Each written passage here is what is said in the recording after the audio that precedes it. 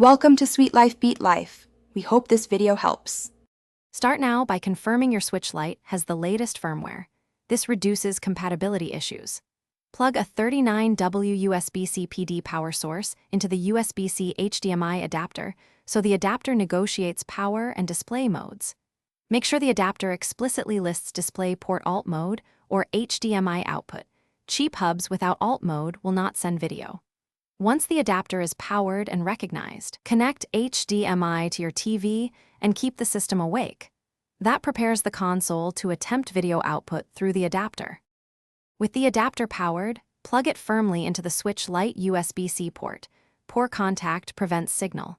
Turn on your TV and select the HDMI input before powering the console, because some adapters negotiate only on active inputs.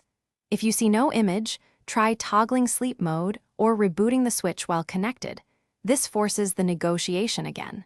Once an image appears, check TV resolution and scaling settings to remove overscan or black bars, ensuring the game UI fits the screen correctly. Finish by configuring the switch to avoid unintended sleeps. Turn off auto sleep and lock orientation where applicable so gameplay won't interrupt the HDMI stream.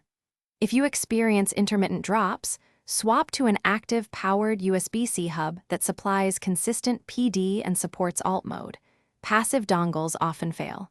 Should the TV remain blank, test the adapter with another device or use a different HDMI cable to isolate the faulty component.